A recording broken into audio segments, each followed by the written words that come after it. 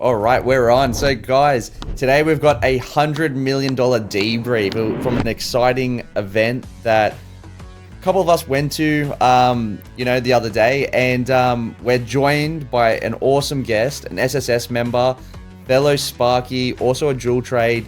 Looking forward to getting stuck into this one, and that is Joel from Skyco Trades. Joel, how are you?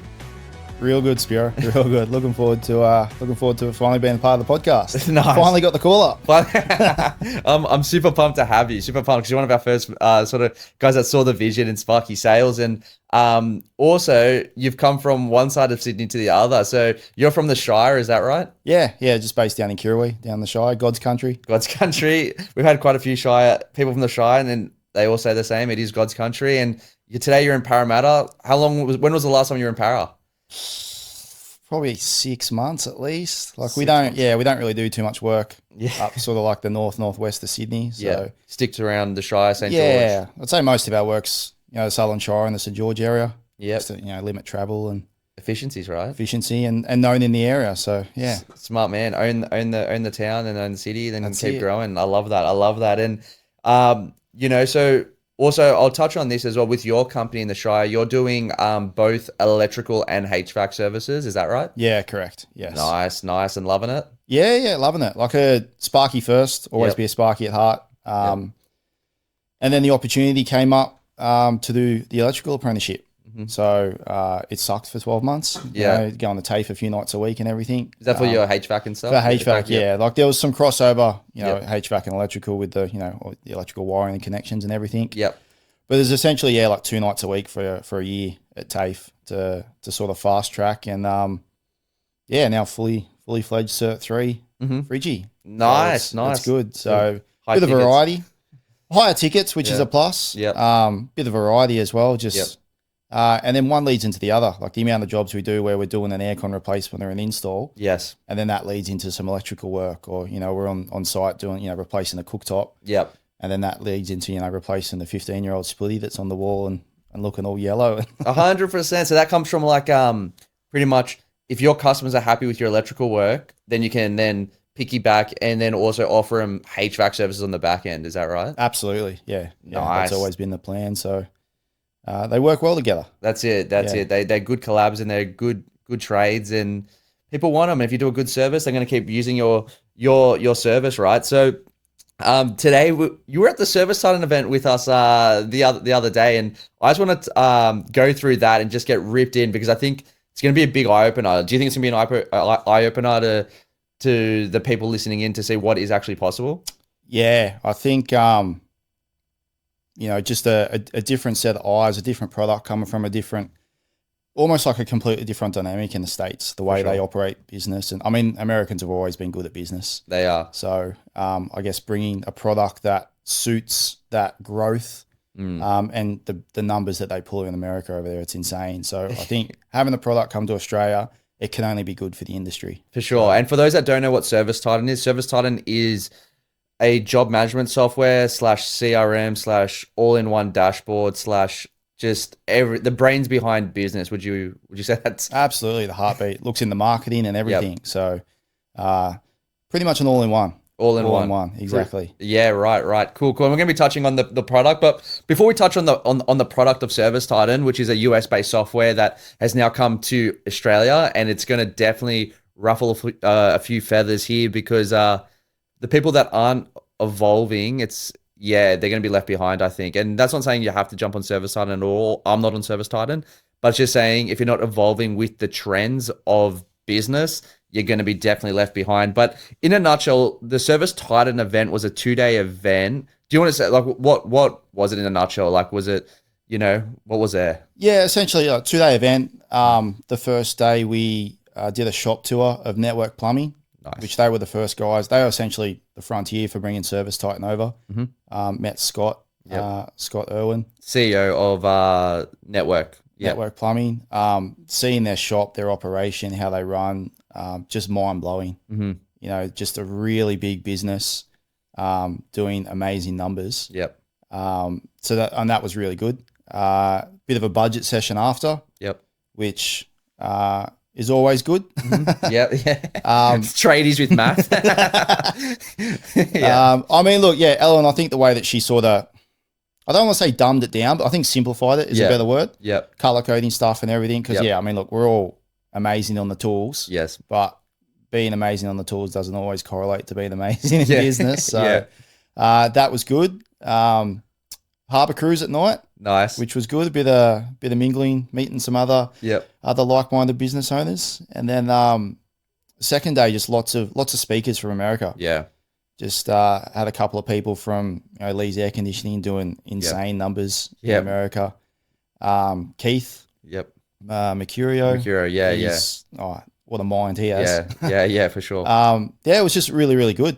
Just a business seminar about, broadening your horizons, essentially, like lifting the industry up and all becoming better as one. 100%. So basically, in a nutshell, it was a 2-day event. There was a shop tour, which we're going to touch on now. There was speakers from the US. We had Tom Howard and his sister from Lee's Air, Plumbing and Roofing Services. It's a home service company in the States. And, they're in, I think, 3 locations on the top of my mind. So they're in Fresno, Sacramento, and Vegas. And they're now looking to sell that for 20 times EBITDA, which is a fancy word for profit. So a 20 times profit. So if they're doing $10 million or $20 million a year profit, they're going to be able to sell for 20 times that.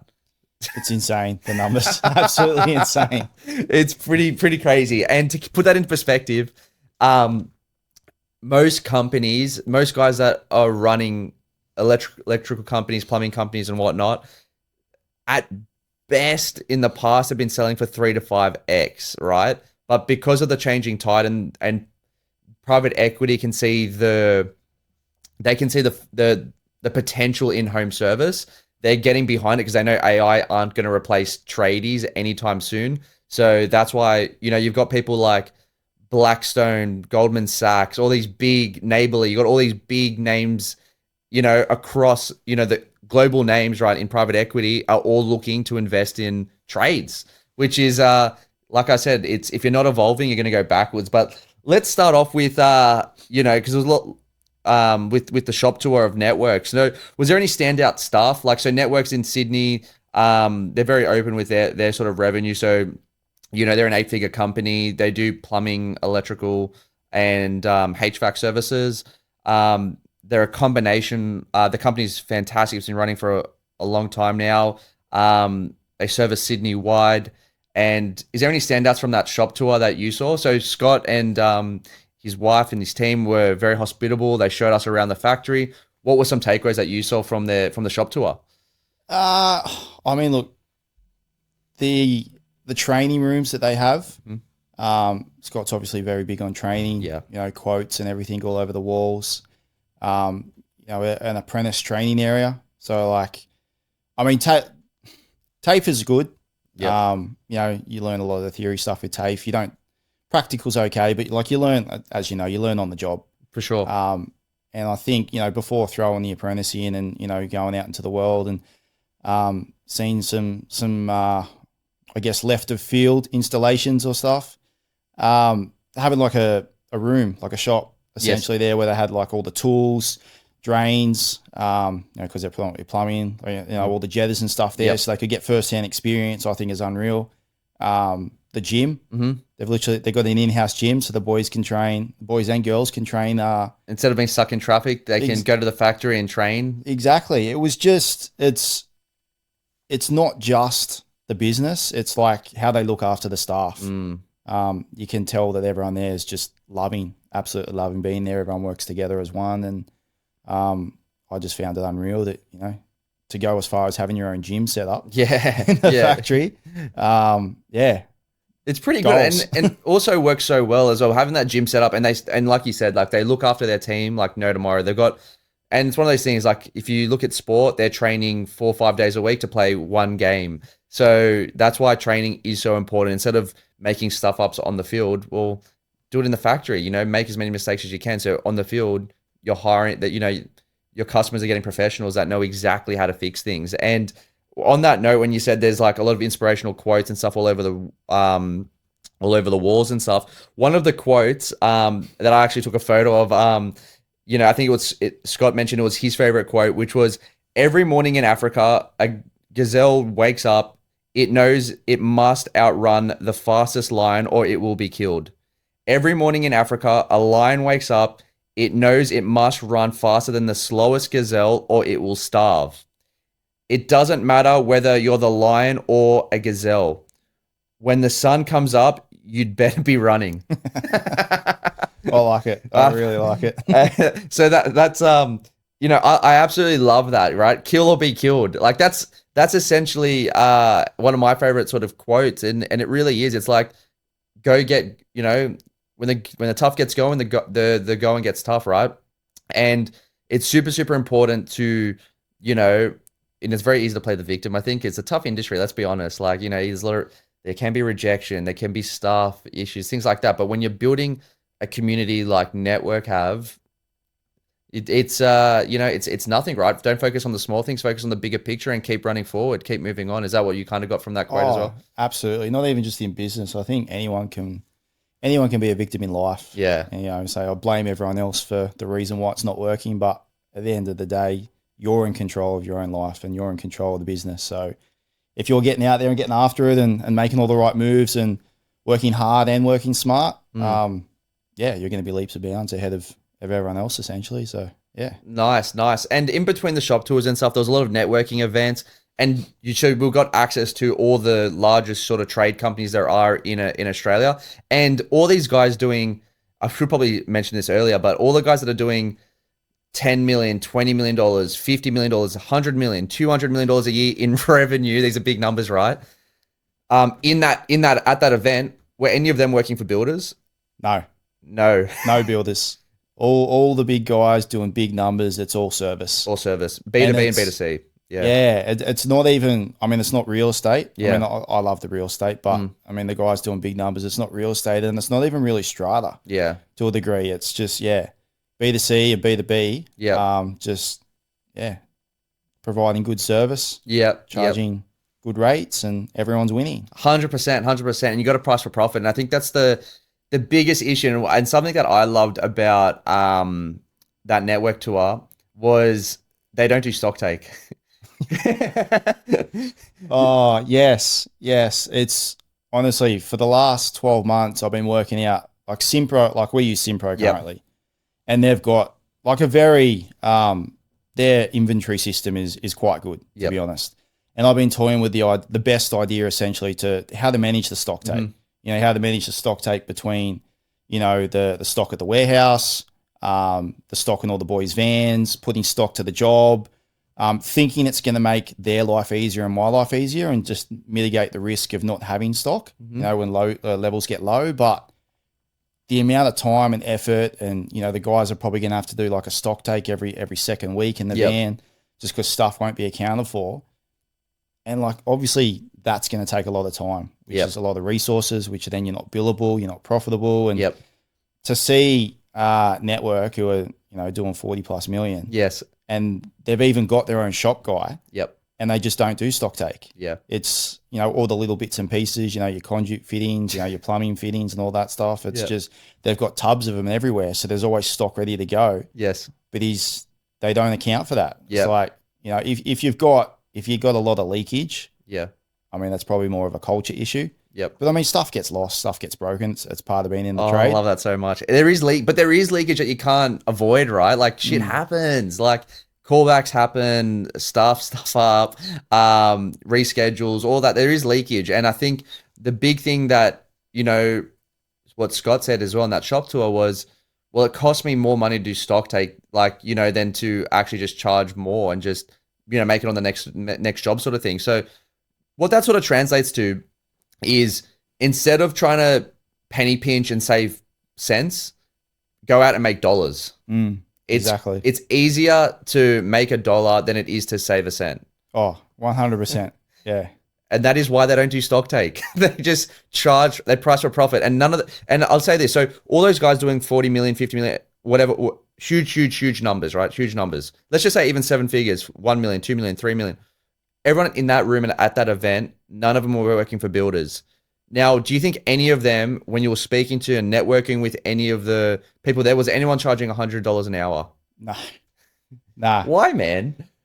I think that, look, there's a lot of big businesses, and look, to be fair, there's a lot of smart people in that room. Yep.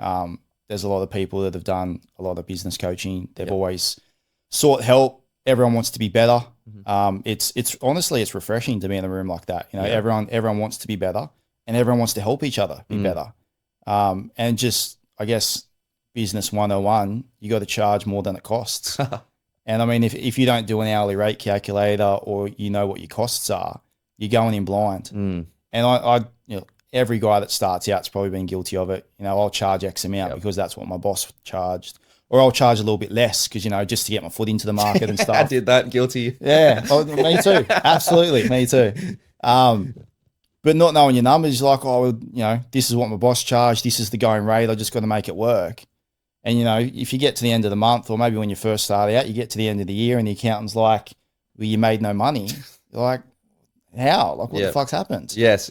So, I mean, yeah, the minute you work out how much it costs, how much your hourly rate should be, it's an eye-opener for everyone. Yeah. Because I can guarantee the minute you do it, it's much higher than what you think it is. Yes. And then when there's that realization that you have to be charging more to make a profit, so the business runs, and it's funny as well. Like, the minute I started increasing my prices to what they should be, you have less headaches. Oh, you attract, I don't know what it is, but you attract a better quality customer. You do. Better quality customers have better quality friends. Yep.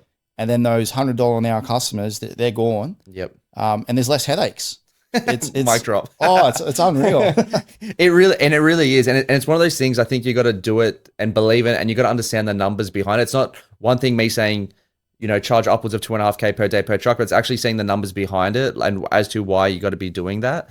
Now, with that in mind as well, is when you got the bottom feeder customers, and you can correct me if I'm wrong, they're the worst because they've got the highest expectations and they've got the budget. Yeah, exactly. So exactly, that's the worst customer, right? Yeah, 100%.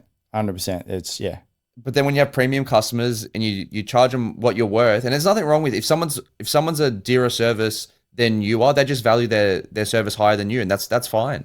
And what you'll find is when you got these premium customers, they say thank you. They recommend you to their friends that are also premium, because premium customers hang around premium people, you know, and that it is a law of attraction. It is a true thing, because let's be honest, there are customers that are bottom feeders, but we don't have them because, you know, they get filtered out. Yeah. You know, our technicians don't even make it to their doorstep. You know what I mean? So yeah, so it's like, you know, get premium customers, get premium employees, and just charge premium, and everyone wins, and it's happy days. So you can make it. So no one in that room that were doing, a lot of smart people, everyone was in the service field, both B2B and B2C. No one was working for builders. No one was charging $100 an hour, and everyone was comfortable with making money and it being a good thing. You know what I mean? Like, it was like, I know a lot of people, particularly in Australia, they get uncomfortable, especially with being technicians, saying, I can't charge that. And it was pretty funny because the other day, I'll go on a quick side note. The other day I was speaking to a Sparky, and he goes, oh, no one's going to pay me more than $120 an hour. It's just not possible. And if you're charging more than that, you're a ripoff, right? That's what he said. Now, what do you say to that, Joel?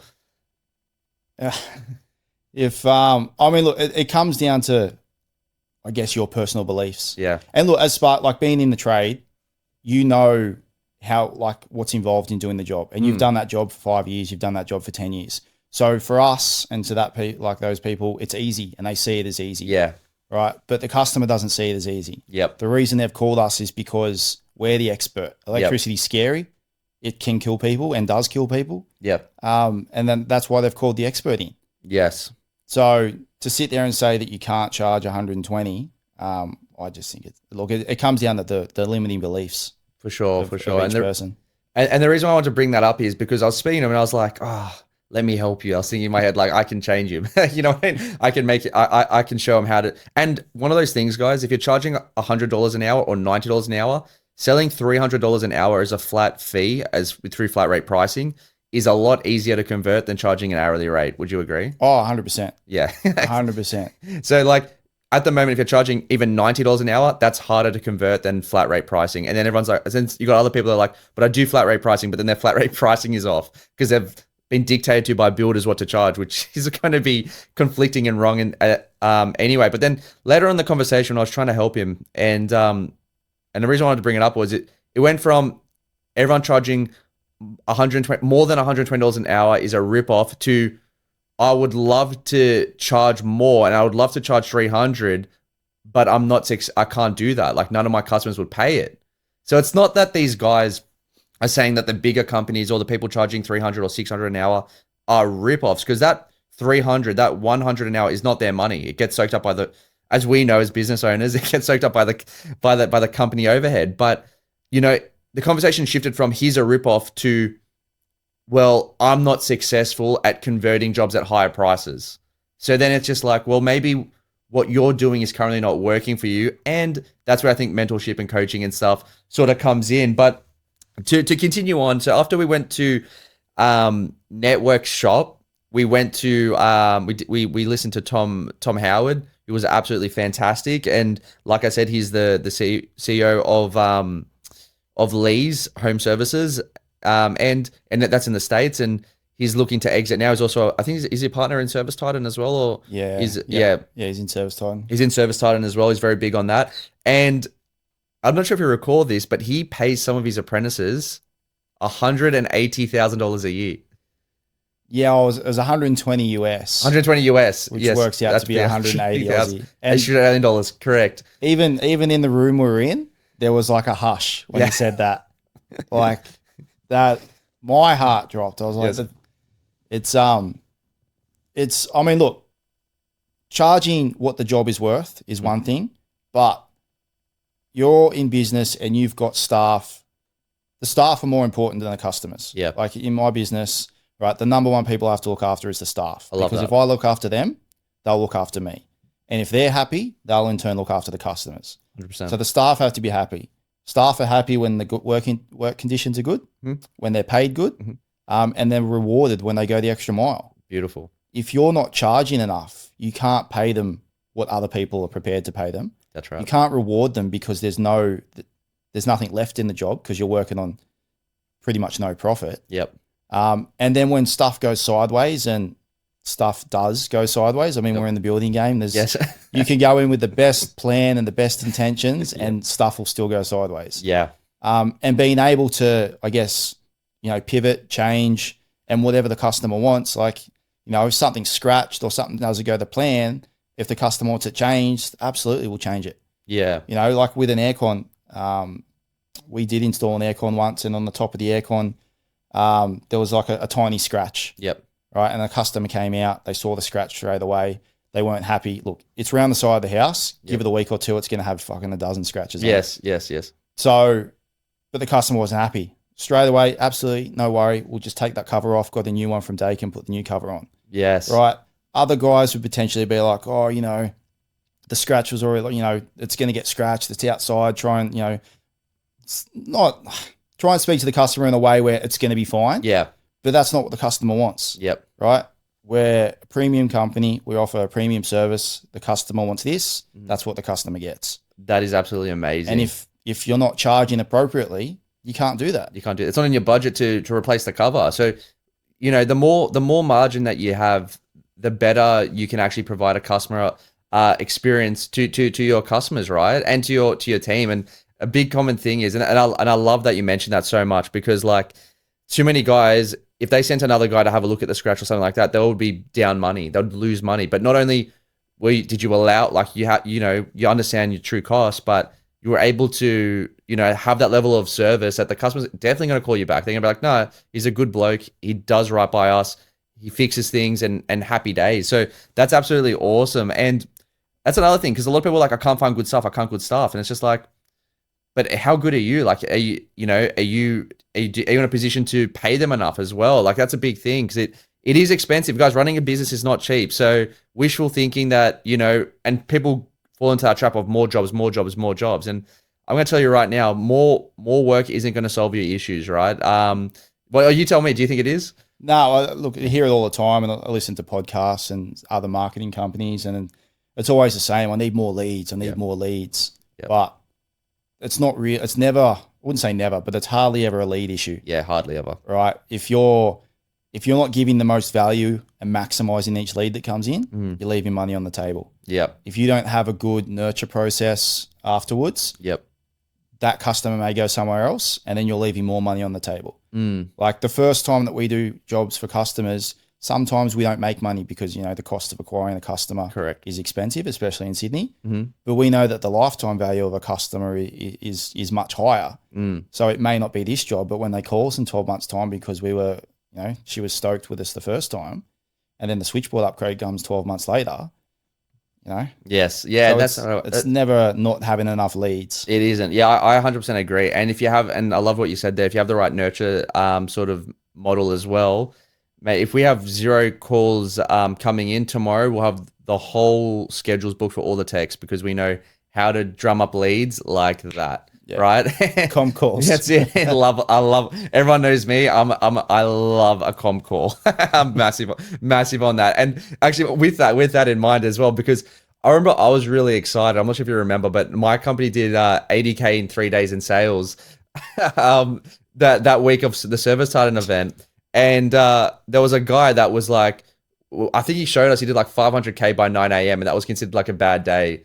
Just to put it into perspective, like just to, and that wasn't to be like to belittle or anything like that. Just to like, just because, you know, we had a record, but there are people doing massive numbers. Is that right? Joel? Absolutely. Like for every time you have a big day or a big week or a great month, someone else is having a bigger month. Yeah. And it's not, like you said, it's not to belittle or brag. It's energizing. That's possible. Yeah. You know, you think your chest is puffed up. You're like, how good is this? The boys are wicked. Yeah. You know, we have the record month. Yeah. And you see that other guys are doing this. You're like, well, that's the new goal. Let's get after it. Let's not look at 80K in 3 days. Let's look at 500K by 9 a.m. That's mental. But they're huge. They're huge numbers. But yeah, and I couldn't believe it. But that just shows you. And it's like on the flip side as well, as we were networking with a lot of these guys, there were people where, you know, because you speak to a lot of contractors at the supplier and stuff. Oh, like, man, I can't get any. Don't have any jobs. I got no work. And they'll contract. There were electrical businesses there and home service businesses that would even get 800 phone calls a day. Like if you're getting 800 phone calls a day, you're picking and choosing your customers. Exactly. So yeah, which is amazing. And, you know, of course, you know, there is a catch-22 with it. There is going to be obviously a cost for it as well to sort of, to get that sort of level of lead flow going, but they're making it work. They're, you know, the ones that charge the most can outmarket the most, and they last the longest in business. We had Ellen Raw as well. So I think you kind of mentioned this as well. Like, you know, Ellen Raw, she was going through the financials and stuff like that, which I know a lot of us turn a blind eye on. But she's very like, you know, getting the team involved and getting the team understanding of the numbers. Are you for that as well? Yeah, absolutely. Absolutely. There's been multiple times, every time you bring on a new staff member, where I'll show the boys the profit and loss. Yeah. Like I'll reverse engineer and say, this is how much you get paid in the hand every week, but this is how much it actually costs, you know, once you factor in, you know, super, all the other jazz and that. And then there's the business costs. And there's only so many hours in a year. Once you take away, you know, public holidays, correct, RDOs, annual leave, and then efficiency. Yes. You know, being the one thing that people find hard to grasp is when you start with builders, most of the time you can be 100% efficient. You're at the one job all day, so you can get in and rip in. If you're doing service-based and you can be doing, you know, 2, 3, 4 jobs a day, there's travel time. And in Sydney, that's a bit of a killer. So you're never 100% efficient. Yep. So once you take away the efficiency, it's honestly like the guys, the mind blowing essentially. Like it's a big eye opener to see that they cost that much. Then the business costs that much. So this is why we have to charge this much. Yeah. And I go in with the profit and loss. It's like, this is how much we're spending on marketing. Yep. You know, this is how much we're spending on, you know, your fuel, my insurances, work cover, all that stuff. It all the, I guess, the hidden costs that they don't see. So I'm massive for that. You got to get, I'm full transparency with everything I do. Same. Like, whenever the customers ask for anything, like never try and pull the wool over anyone's eyes, because I like to think what goes around comes around. For sure. And if I'm fully open and transparent with people, then I like to think that they'll be fully open and transparent with me. I love that. I absolutely love that. And I'm exactly the same. Your staff need to understand the numbers behind the business to also confidently present the price. Because they might be like, oh, but I get paid this much and you're charging this much. And it's just like, yeah, but look, that's not my money. You know what I mean? And it's a beautiful conversation to have. I really, really love that as well. And having clear expectations, because you got to, I think, speak to the staff as well and say, this is the goal, this is the target, this is what we're looking to do. And it becomes a game as well. Everyone gets amongst it, and that's how you build A players. And I think even both Tom Howard and his sister sort of mentioned like having performance pay incentives. They've actually gone one step further, I should say, and they had equity inside the business. So they gave a lot of their technicians, their head technicians, equity, meaning when they go to sell the business, they get like a 2% or a 3% or whatever it might be split of their, or could be 1% of the equity of the sale. And if you're doing 20 times EBITDA, it's everyone's going to be pretty rich together, I think. Exactly. Which is awesome. And that's a beautiful thing, because it's like, thank you for your service. Now we're going to reward you this way with the sale of the business. So I think that was definitely a big eye opener. And then networking with like-minded individuals in a room, we mentioned, was really, really important. And I won't mention the name of the bloke that said this, but one really standout conversation that I had with one was, this one particular home service company was just like, keep growing, keep going, keep going. And I goes like, what was the original driver? And he goes, I'll tell you what, Spyro, I think you were there. He goes, I have a lawyer that charges me $7,000 a day. You're laughing already. You remember it? I know exactly who it is. Well, what did he say? He's like, when he found it, yeah, he goes, I've got a lawyer that charges, he makes $7,000 a day. And he goes, I don't see a lawyer being any more important than what we do. So my first goal in business was to make more than $7,000 a day. And now I do. And that's exactly how much I pay myself. And I absolutely love, I love that when he mentioned that. Yeah, that's bang on. It's like, well, he used some colorful language as well. Like, what gives this prick, the right to do so? I'm going to do everything in my power to make sure that. And he goes, that's exactly, he mentioned that's exactly how much he pays himself, $7,000 a day. And it was a beautiful thing, right? And it all starts with profit, having a good business, and growing from there. And it is so true. But if you're charging to the millimeter and you're thinking everything's going to be perfect, then you're not going to have that movement. And I absolutely love that. And just finally, with Service Titan, the actual product itself, let's just go. And we're talking off camera. You did a demo with Service Titan to see what it's all about. So guys, Service Titan, to those listening in, if you're listening in through the States, Service Titan is like the creme de la creme. It's, you've got House Call Pro, you've got Jobber, you've got Profit Rhino, you've got, that's the Simpro as well. Simpro's in Australia as well. For the guys in Oz, you've got ServiceMate, Arrowflow, Simpro again, Score. You've got all these things. But right now, we just want to sort of touch on Service Titan. What did you think of the product? Because you did a demo with Service Titan. What were your thoughts on it? I did the demo last week, and honestly, I think it's a Rolls Royce of a product. Wow. We currently use Simpro. And don't get me wrong, Simpro is really good. Mm-hmm. It has its flaws, but in saying that, I've always had the belief that it doesn't matter which JMS you use, it's never going to do everything you want. So it's about adapting and making it work, and maybe just having a few bolt-ons. Mm-hmm. Having a look at Service Titan, it's pretty close to the complete product. Like everything that I do now, the third-party products I use, I'm going to be able to get rid of those because Service Titan's going to do all that.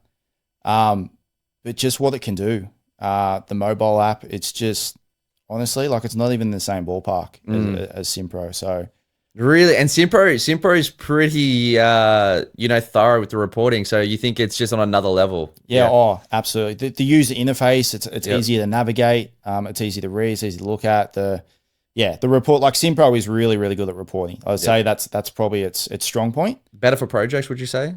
It started as project. Like there's without getting too technical, they got cost centers and all that, and it was geared towards projects.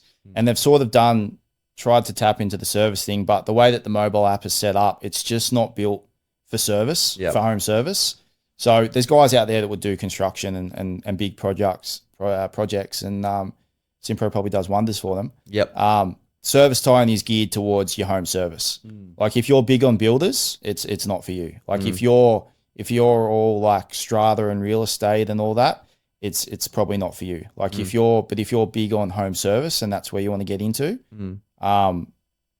this is not, it's not going to be the difference maker, but it's going to unlock a lot of doors, which is, I think, is going to progress me a lot further, to be honest. So, and for those guys that didn't catch like the home service, that's private work, COD work, straight direct, no middleman. So that's, you know, getting predictable lead sales and profits every day, happy homeowners.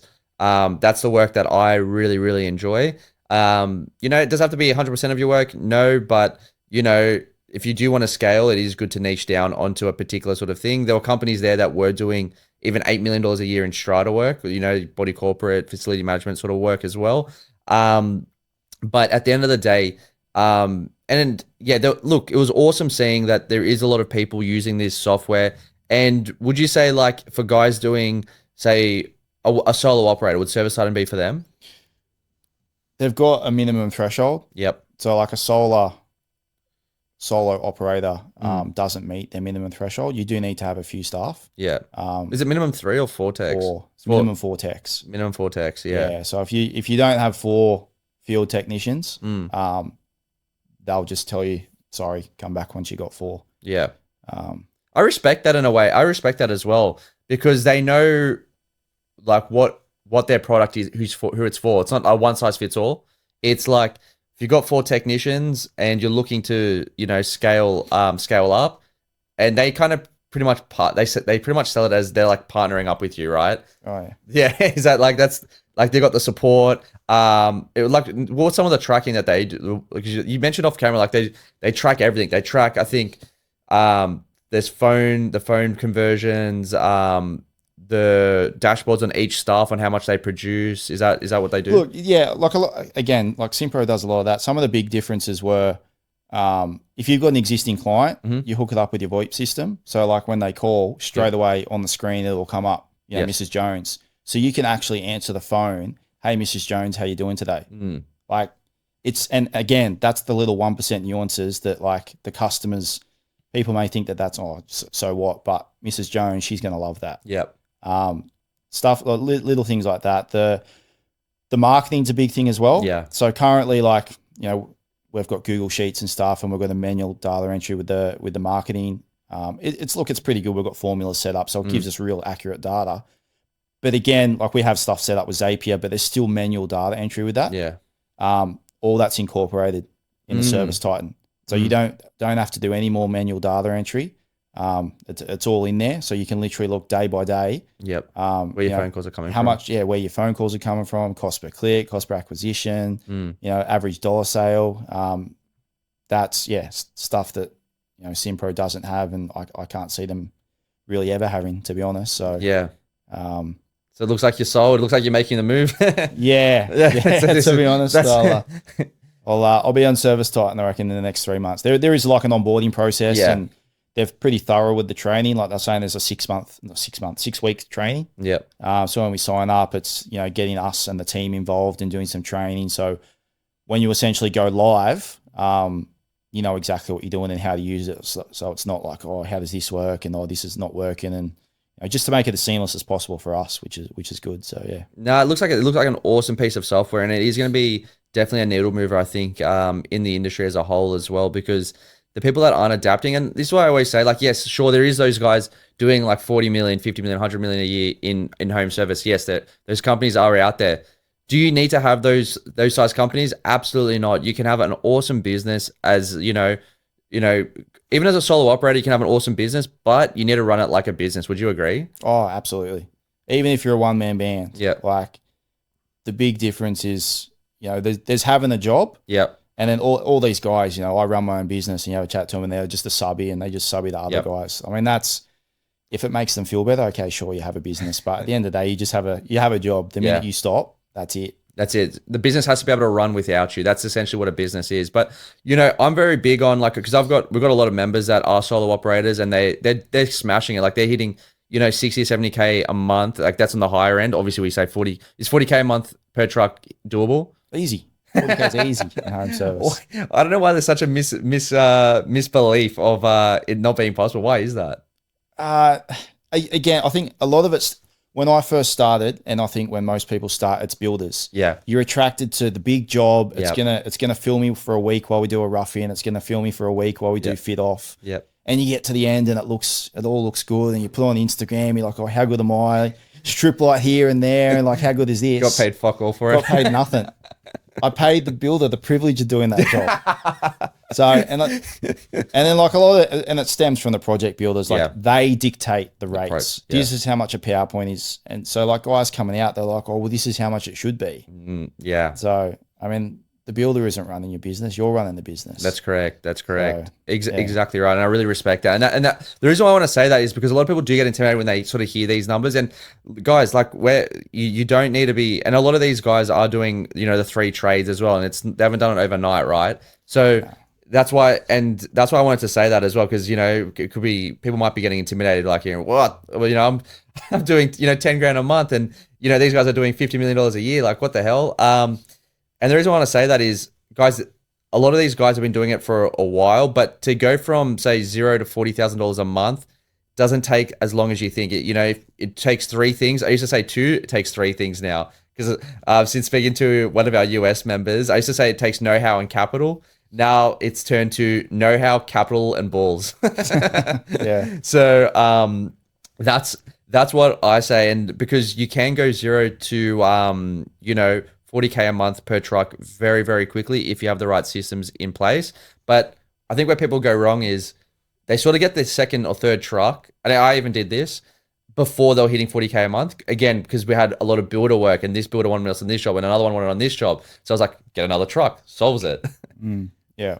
But the numbers weren't there. You know what I mean? And you might be working till 9, 10 o'clock at night, and you'll be like, you know, and not counting your hours because you're so excited about running your own business that you know, you're not counting your sweat equity. But what I wanted to say with that is, guys, you got to focus, you know, not on the 50. If you're at say 500, focus on getting from 500 to $1 million, 1 to 1.5. And if that's what you want to do, because some people just want to make, you know, spend their 8 hours a day working, make as much as they can, and then, you know, do it. But if it doesn't matter if you're a solo operator or you have a team, either way, you've got to be running your business like a business. Would you agree? Oh, absolutely. Yeah. Yeah. Look, I've got mates that, they're solo operators and they love it. They do 30 hours a week. They pick the kids up from school. They drop the kids off. Yep. They go surfing when they want. That's it. Yeah. If they're happy, who am I to judge? Who's anyone to judge? For sure. Like, if he's happy, he's making good money, he's providing for his family. If he just wants to stay like that, I don't see anything wrong with that. Like, You do you. exactly. But run it like a But business. you got to run it like a business, and you still got to provide that service. Yeah. Just because you're doing, 30, 40 hours a week doesn't mean you have to run on like no net profit. Yes. You still want to pay yourself a wage, and you still want to have a buffer. You still want to be paying your super. Definitely. But yeah, you just got to run like a business and make sure there's stuff to the side for a rainy day, essentially, because not every day is sunshine and rainbows. 100%. I just want to say something real quickly, and I love that. And it's like, at the end of the day, no one is a solo operator because everyone has to pay, like you said. You got to allow for insurances, taxes, super, callbacks, trucks, accountants. Your accountant isn't charging you as a civilian anymore. They're charging you as a business owner, bookkeepers. So even if you are one truck, you still got all of these other things that you need to allow for. So at the end of the day, it takes a village, you know what I mean, to run. So price for profit, charge like $1 million business. And if you had one final sort of message for all the electricians listening in out there, what would you say to them? The guys that are charging $100 an hour, and I've spoken to them as well, is I can't afford business coaching right now, or like I can't afford time off work right now, or I can't afford to go to the service titan, stuff like that. Like if you can't afford a coach, and coaches aren't expensive, and it's not even like a monthly thing, there's one-off coaches, advice and all that other stuff. If you can't afford to spend the time on yourself and your business to help you grow and progress, you're not charging enough. Yeah. So charge more. Exactly. You need to have the money to learn, you need to have the money to grow, and you need to have, the money to fuel the business. That's right. That's just, I really just loved everything about that. And it all comes down to, invest in yourself, invest in business. And a lot of people even say, oh no, I just want to be a solo operator. And they say that because they've been burnt. They've tested the waters with, say, marketing, but they listen to their mates at the pub instead of, you know, actual experts that know where to sort of invest money in advertisement. Or, you know, they've been burnt by a builder, or they've expanded and then they go, oh no, I'm not doing that again, because they've been burnt. Yeah, you don't listen to the 40-year-old, 50-year-old guy at the pub. Yeah.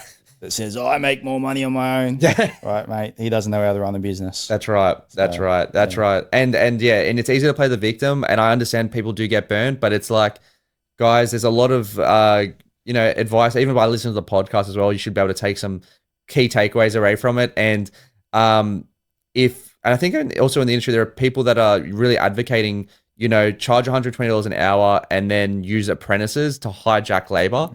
I've heard people come from other programs to us say that, and I'm just like, you know, guys, it's all in the wording right there. Like, if they're advising you to charge 120 and use apprentices, well, that's because it doesn't work for tradesmen. And if it doesn't work for a tradesman to do the job, that means you're undercharging, and that means it's underquoting. So it's in the fight.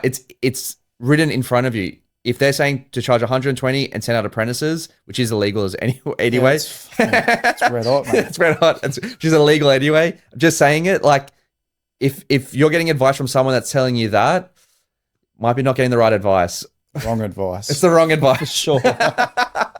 That's what I wanted to say there. But no, Joel, I really appreciate you jumping on the pod, sharing your info, and you know, leaving everyone with charge more. So I appreciate it. All good. Looking forward to it. Yep. Thank you.